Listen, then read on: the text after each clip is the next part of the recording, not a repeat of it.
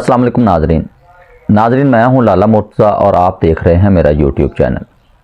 नाजरीन, आज हम जिस मौजू के ऊपर बात करेंगे वो है हमारी जो सियासी जमातें हैं हमारे मुल्क की, उनके जो रवैये हैं उनके ऊपर। सियासी जमातें जो होती हैं वो इंतखाबात को हमेशा जो है वो सपोर्ट करती हैं। सियासी जमातें जो होती हैं वो कभी भी किसी दूसरे रास्ते से या किसी दूसरे गेट से आने की जो है वो कोशिश नहीं करती। सियासी जमातों जो होती हैं वो हमेशा आवाम की खिदमत के ऊपर यकीन रखती हैं। बदकिस्मती से पाकिस्तान में जो सियासी जमातें होती हैं वो हमेशा अपना या अपने लीडर का ही फ़ायदा सोचती हैं। वो ना तो आवाम का फ़ायदा सोचती हैं और ना ही मुल्क का। ये आपने पिछले 40-50 साल में देखा होगा। और एक और भी पाकिस्तान की बदकिस्मती है कि पाकिस्तान में सियासी जमातों को या किसी भी सियासी लीडर को मकबूल नहीं होने दिया जाता। अगर वो हो जाए तो फिर उसकी मकबूलियत को ख़त्म किया जाता है, उसको दबाया जाता है।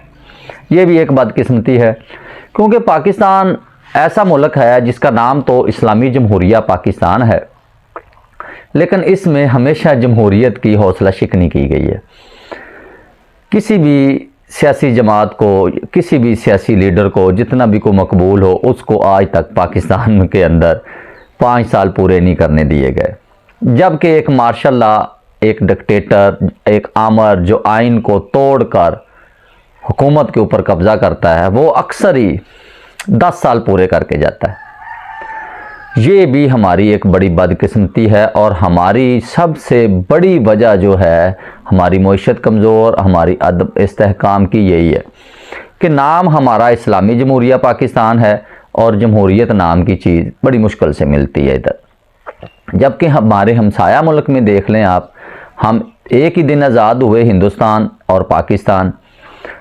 उनकी जो मईशत है वो देख लें आप, उनका अदालती निज़ाम देख लें आप, उनका जो फ़ौजी निज़ाम है वो देख लें आप, वो कहाँ से कहाँ तक पहुँच गए हैं। हत्ता कि वो G20 और G10 के मुबालक में भी पहुँच गए हैं।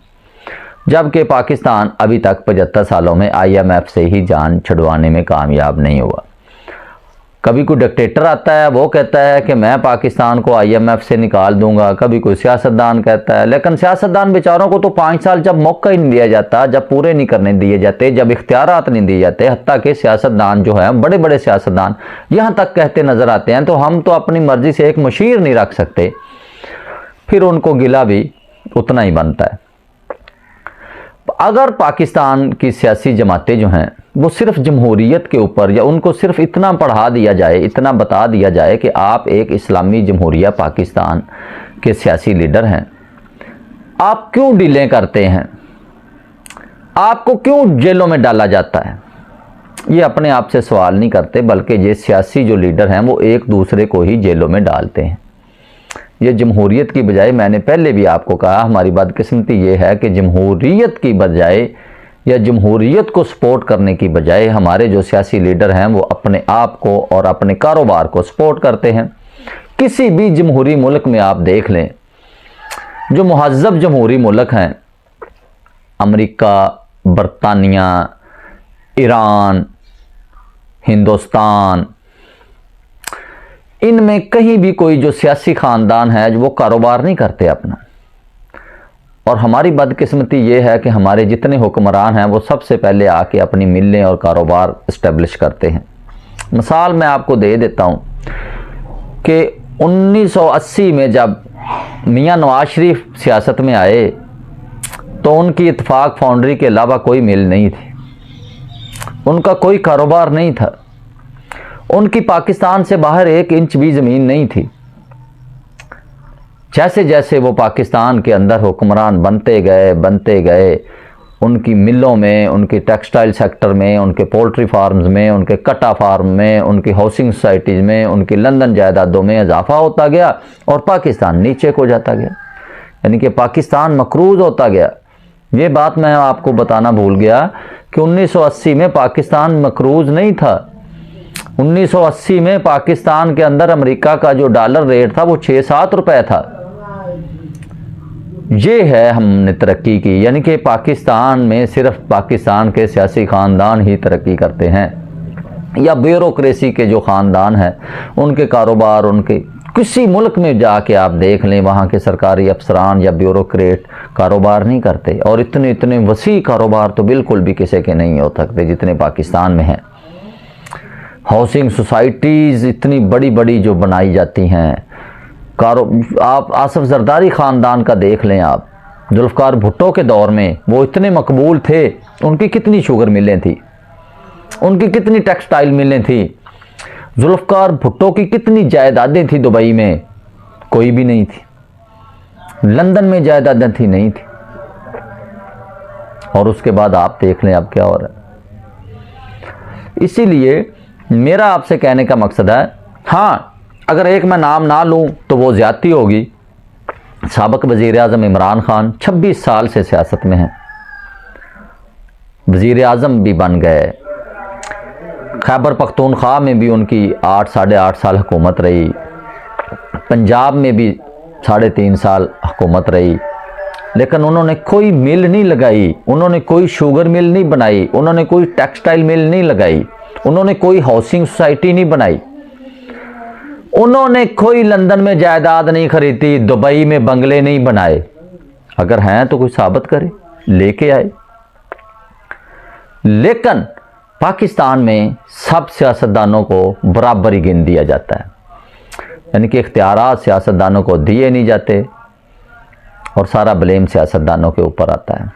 और सियासतदान भी आप खुद देखें, मैंने आपको बताया है कि एक बंदे की कोई जायदाद बाहर नहीं है, कोई मिल नहीं लगाई उसने, कोई कारोबार नहीं किया, बल्कि वो सियासतदानों को या हुक्मरानों को कारोबार आने के ख़िलाफ़ कानून लेके आया खैबर पख्तूनख्वा में कि जब तक वो हुक्मरान हैं या वज़ीर हैं या मशीर हैं वो अपना कारोबार नहीं कर सकते। और दूसरी तरफ जो हैं सियासतदान वो कारोबार को सपोर्ट करते हैं, उन्होंने अपने बीवी बच्चों के नाम से पता नहीं इतनी जायदादें, इतने कारोबार हैं, आप सोच भी नहीं सकते। वजूहात जब आप ढूंढेंगे पाकिस्तान के इस डिक्लाइन की, इस पाकिस्तान के मकरूज़ की, इस दलदल में जो कर्ज़ के गड़े में पाकिस्तान गया है, तो उसकी वजह भी यही करप्शन होगी। लेकिन करप्शन क्या? करप्शन को कंट्रोल करने के लिए जो अदारा बनाया गया नैब की आप हालत देख लें कि पिछले दिनों एक केस लगा हुआ था मियां नवाज शरीफ का, तो नैब खुद उसके वकील और ख़ुद उनके जो अफसरान हैं वो जाके कह रहे हैं जी हम ये केस आगे नहीं चलाना चाहते, आप इनको छोड़ दें।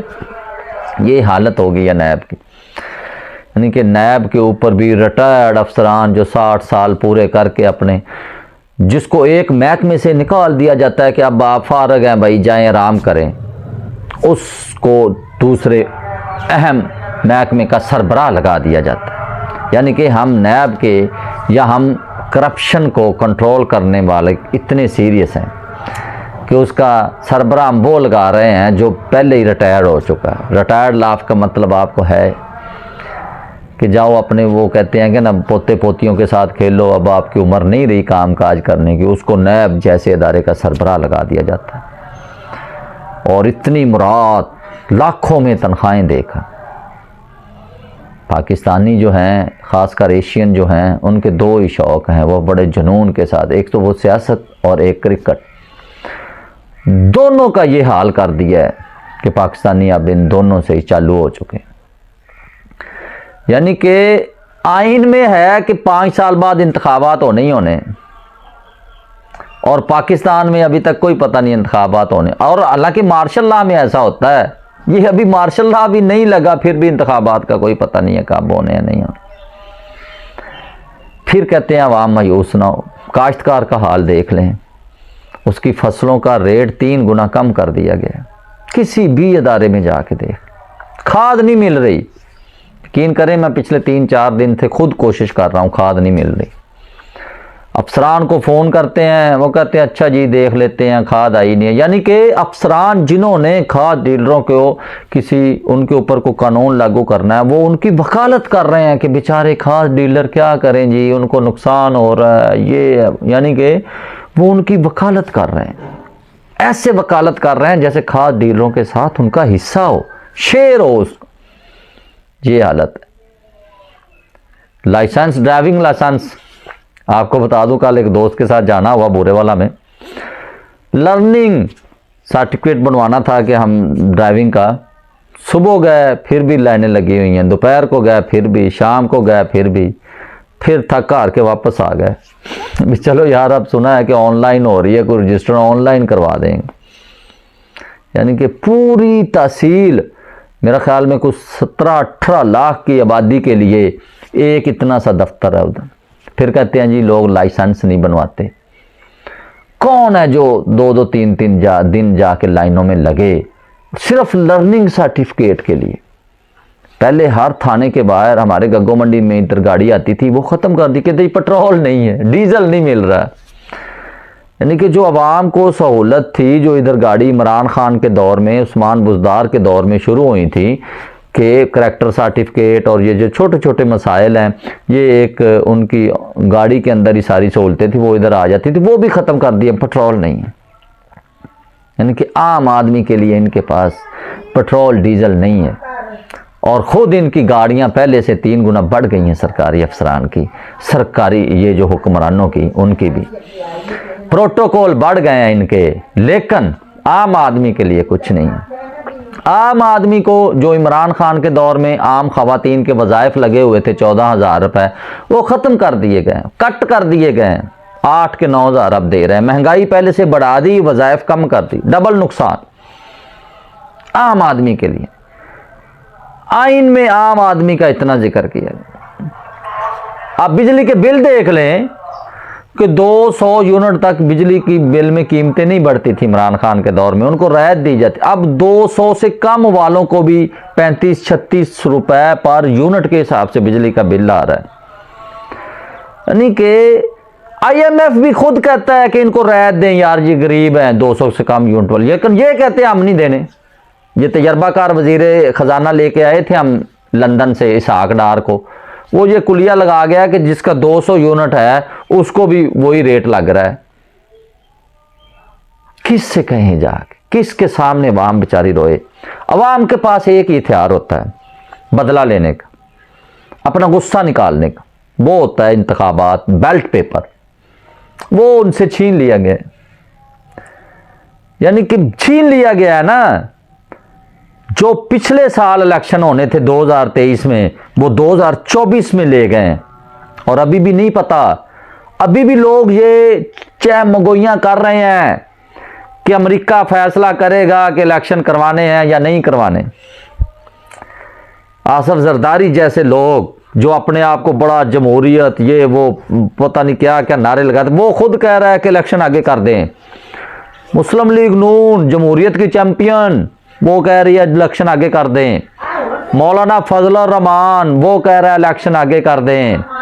वो सब ये कह रहे हैं कि इलेक्शन आगे कर दें। ये है जमहूरियत वाले, जो कहते हैं कि हमारी जमहूरियत के लिए बड़ी खिदमात हैं, हमारी जमहूरियत के लिए हमने ये कर दिया वो कर दिया। वो जमहूरियत का मतलब ही इंतखाबात होते हैं कि अवाम के पास जाएं। हमारे सेनेटर भी बगैर इंतखाबात के, हमारे मशीर भी बगैर इंतखाबात के, हमारे ये जो मेयर होते हैं वो भी बगैर इंतखाबात के। बस हमारे ज़िले नाज़म बल्दियाती निज़ाम हमारा सारा सिलेक्शन के ऊपर बना हुआ।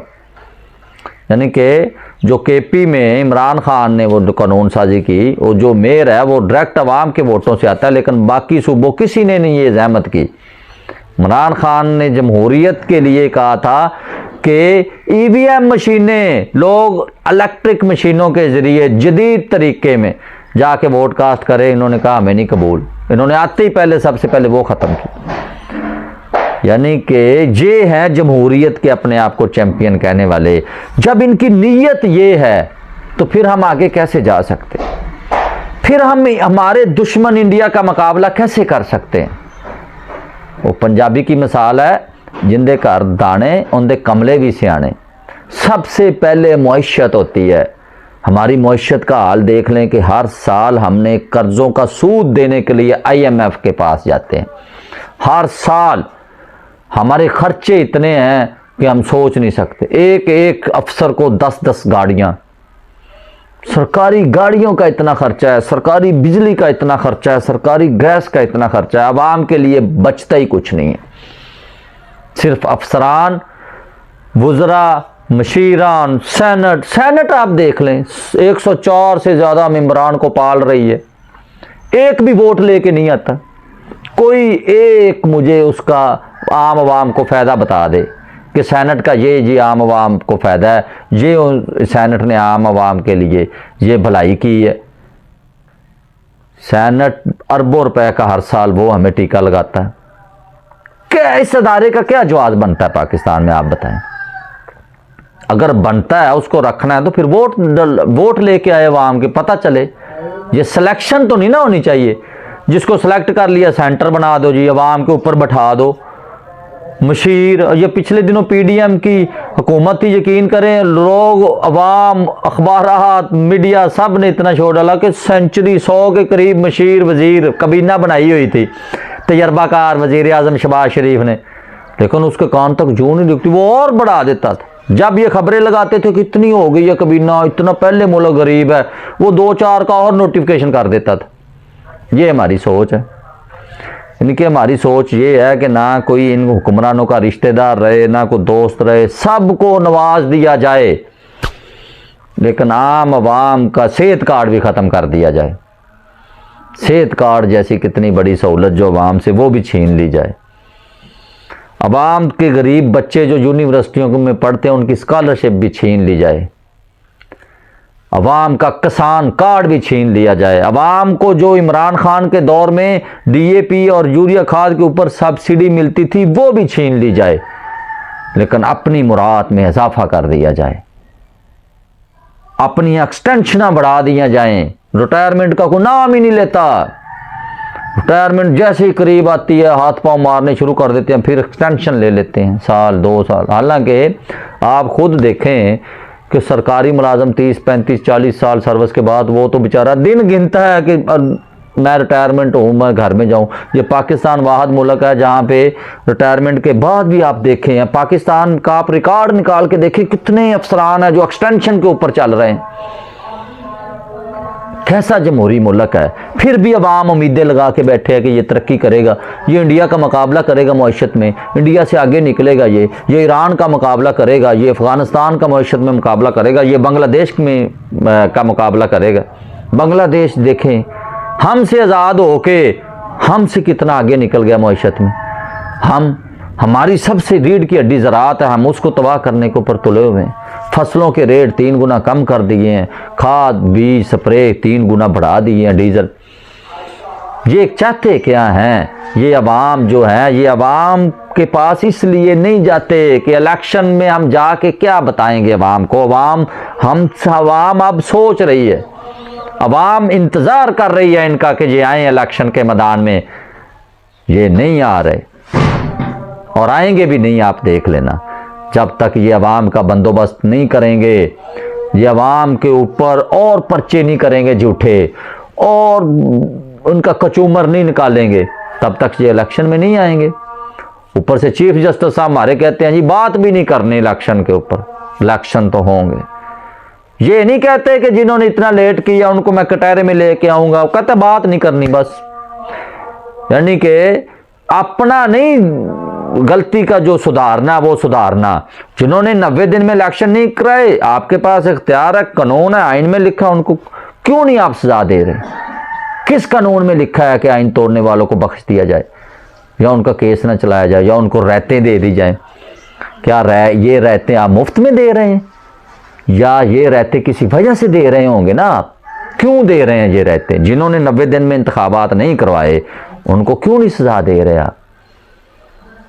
आप उनको भी छोड़ रहे हैं। ये पाकिस्तान में शुरू से ही है, जब तकड़ा कोई आइन तोड़ता है तो कोई परवाह नहीं, जब कोई आम आदमी या कोई गरीब या कोई जिस जमात को प्रेशराइज करना हो, फिर वो अगर थोड़ी सी भी गलती कर ले तो वो दहशतगर्दी के दफात, दहशतगर्दी के पर्चे, एक ख़त्म, दूसरा शुरू, तीसरा ख़त्म, चौथा शुरू, फिर उसके ऊपर पर्चे नहीं ख़त्म होते। जबकि आइन शिकनों को कोई नहीं पूछता इस मुल्क में। जिस मुल्क में आइन के ऊपर अमल दरामद ना हो, उस मुल्क की आवाम कैसे ख्वाब देख सकती है तरक्की के, खुशहाली के? ये मेरा आपसे सवाल है। अल्लाह हाफिज़।